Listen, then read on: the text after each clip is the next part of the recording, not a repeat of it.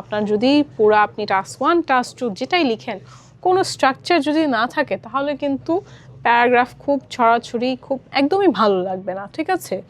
1 ঘন্টার মধ্যে সব কিছু মিশে যায়। সো আমি টাস্ক 1 টাস্ক 2 দুইটাই কিন্তু 1 ঘন্টার মধ্যে লিখি, কিন্তু আমার যদি স্ট্রাকচার না থাকে, স্ট্রাকচার জানা না থাকে, স্ট্রাকচার যদি আমি ইমপ্লিমেন্ট না করি লেখার সময়, তাহলে কিন্তু আমার ব্যান্ড স্কোর কমে যাবে। সো চেষ্টা করবেন অবশ্যই স্ট্রাকচারটা মনে রাখবেন এবং স্ট্রাকচার অনুযায়ী লিখবেন।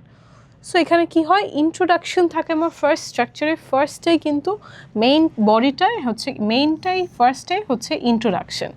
এরপরে ইন্ট্রোডাকশন আমি দুই সেন্টেন্স মিনিমাম 2 to 3 সেন্টেন্সেস লিখি, ঠিক আছে?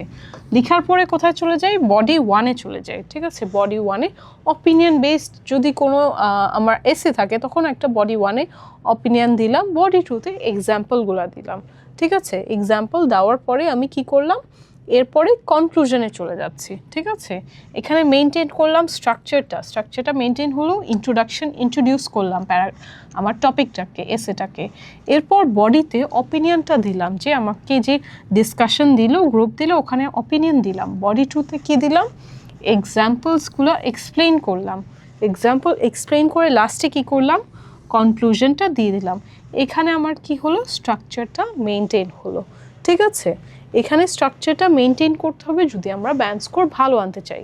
কত 7+ ব্যান্ড স্কোরের জন্য কিন্তু অবশ্যই এটা মাস্ট। এবং 4 প্যারাগ্রাফের টেমপ্লেট কিন্তু মুখস্থ করবেন, ঠিক আছে? মুখস্থ কি, এটা মুখস্থ কিছু না, আমরা জানি যে 4টা প্যারাগ্রাফেরই টেমপ্লেট হয়, ঠিক আছে? সিম্পলি একটু মনে রাখার চেষ্টা করবেন। টাস্ক 1-এ কী কী আছে, 4টা same, introduction, overview, body 1, body 2, এটা গেল টাস্ক 1-এ। টাস্ক 2-তে কী আছে, ইন্ট্রোডাকশন, বডি 1, বডি 2 এবং কনক্লুশন। এতটুকু মনে থাকলেই কিন্তু স্ট্রাকচারটা হয়ে গেল।